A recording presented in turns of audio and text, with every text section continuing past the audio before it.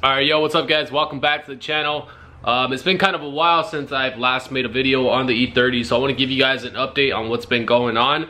So pretty much, you guys saw in the last video that I finished up the brake booster setup, but I wasn't really that happy with it. I just didn't like how it pushed into the actual booster. It was going at kind of like a weird angle, and I just felt like it was going to be really unsafe, and I don't know, I just didn't really like it, didn't feel comfortable with it. So I wanted to do something else, and I've been working on a different brake booster setup. So I've been working on fitting the E34 entire brake booster assembly onto this car with modifying like some of the brackets that came with it. But I did manage to finish one. I've been in contact with this guy that I met that commented on one of my videos.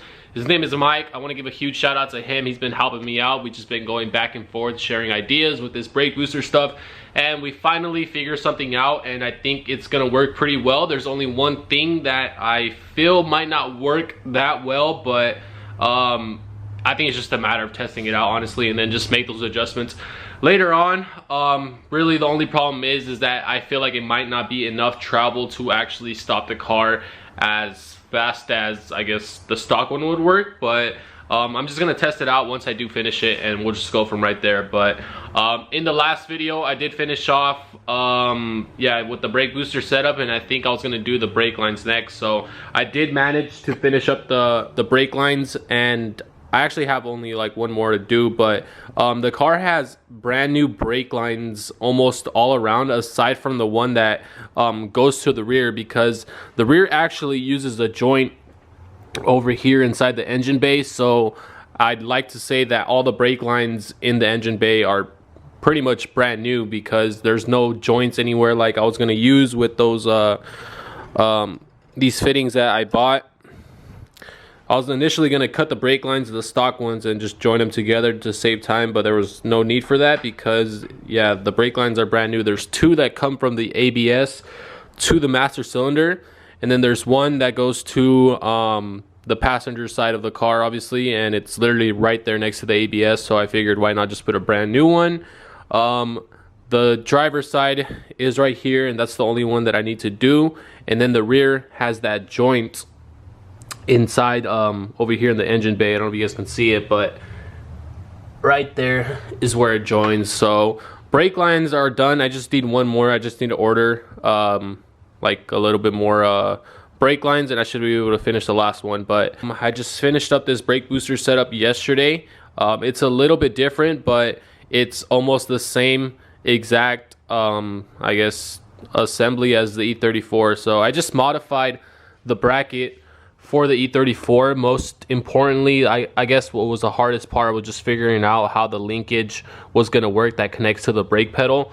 But other than that, everything was pretty straightforward. I made this plaque down here. I welded 2 bolts on the bottom of it, so now I can just bolt it down. I don't know if you guys can see it, but just like the E34, I can just bolt this down. The only downside of this is that the brake booster is sitting a little bit higher, so that means that the reservoir is going to have to be move somewhere else, because I don't think the hood is going to close. But that's not really a big deal. I can just make a bracket for it like somewhere over here, and the hood should be able to close. But the brake booster is sitting perfectly where it should be. I just cut into the frame, I guess. I wouldn't want to say it's a frame. It's literally like a piece of sheet metal, and you can cut into it and you can drop it about, I think, 2.5 inches if I remember exactly. And then I just made a bracket accordingly to what I needed to make, and just welded those 2 bolts on it, and I could bolt down this booster bracket. And then I just made a hole through the strut tower here to pass the rod, and then it connects to the brake linkage, and that is pretty much it. So now I'm going to show you guys how the brake booster works. I think it works pretty good, and it just feels a lot safer. It pushes straight into the brake booster, unlike the other one. I didn't get to show you guys how the other one was pushing in, but it was just pretty much just going like this at an angle, and it was just super weird, and I just felt uncomfortable with it. But here, let me show you guys how this brake booster setup works.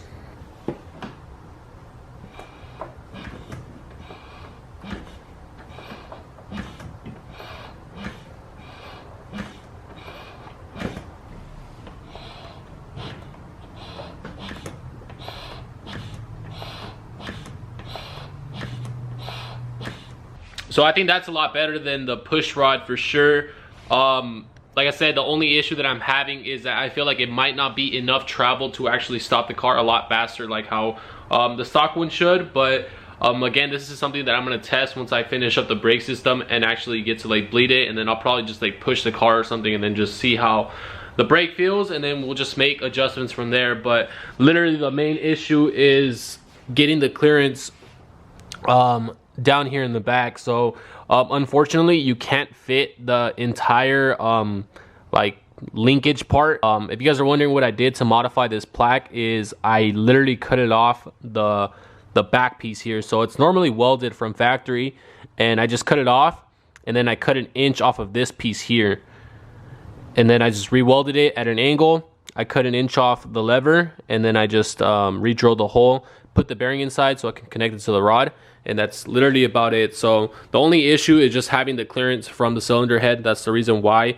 you can't fit the stock E34 brake linkage. But other than that, it should be perfect once I figure everything out. I'm really liking this setup. Feels a lot better than the last one.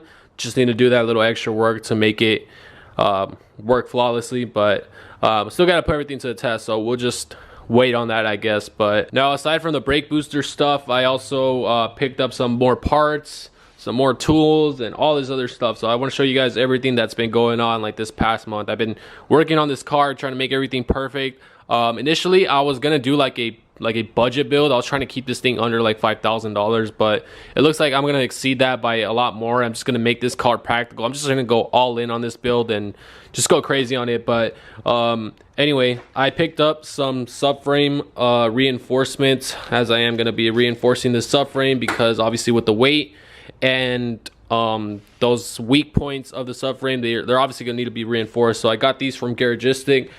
I also picked up some Poli Mounts, got these from Garagistic as well, and these are going to be for the M62. The other ones that I had were really like strange. They were just different size. Like here's one of them, and I'm not really sure where the other one's at, but oh, it's right here. So I had these two engine mounts, and they were just different. And when I actually got to test with the engine like a while back, I don't know, it was just fitting kind of weird, and I felt like it might have been because of these two different engine mounts. So I just went ahead and I got some strong Poli mounts, and this should do the job. I also picked up a Z3 steering rack for this car. I believe it's 2.7 turns lock to lock, so that's a huge difference. I think it's almost twice as fast as the stock E30 one. So the car is gonna turn really fast, and it's gonna feel like a new car. So that's really cool. Really hyped to fit that Z3 rack on this car. Can't wait to install it. So make sure you guys stay tuned for a video on the Z3 rack. It's gonna be dope. And I also picked up a welding machine. I got this on OfferUp, and it was literally brand new, and I got a hell of a deal on it. I paid 350 bucks for this.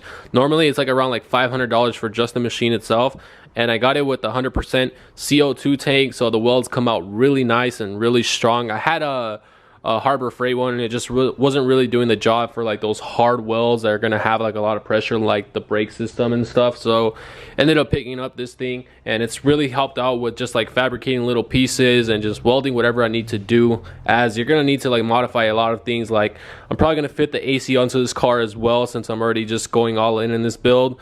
Gonna have to cut into the frame, gonna have to reinforce it and stuff. So this is gonna help out a lot. I also built a workbench just to help out with anything that I'm doing. I picked up a grinder to cut like metal and stuff.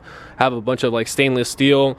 I got my vise mounted on there, so this is gonna help out with everything. The camera died in the last clip, but you guys get it. This is my workbench, super badass, and I built this thing for 50 bucks. There's like a YouTube video on this, like building a $50 DIY workbench or whatever, and it's literally awesome. I've done so many things with this, like welded a bunch of stuff, especially with that vise and stuff, so it really comes in handy with this build. So yeah guys, I am gonna be test fitting the engine really soon. I'll probably do it like tomorrow or something, and there's gonna be a video on that obviously. But the last time that I did test with the engine, it just fit really weird. I had like issues with the exhaust headers hitting on the frame right here, which normally shouldn't happen. I don't think you have to modify the headers on this side of the engine to where, like, you know, like if it's hitting like the frame. I've never seen anything about that, like as far as like clearance issues go. But yeah, they were literally hitting on here, and I was planning on like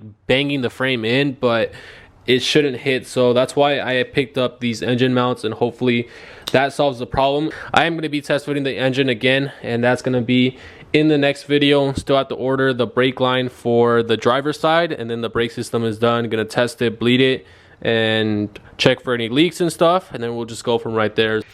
So that's going to be it for today's video. I just wanted to give you guys a short little update on what's going on with the E30. I am working on the car. I haven't really made a video on it because of the brake booster stuff. I've been literally just working on it and trying to see what's going to be like the best option for this car, I guess, as far as like the linkage goes and everything. But it looks like I got it figured out, and now we just got to test it out. So I'm gonna leave it at that, guys. Make sure you guys stay tuned for the next video. Gonna be test fitting that beast into this car, and it's gonna be really dope. So make sure you guys stay tuned. And on that note, thank you guys for watching another video. Leave a like, comment down below, subscribe, and I'll see you guys in the next one. Peace out. Just wait for me if you can.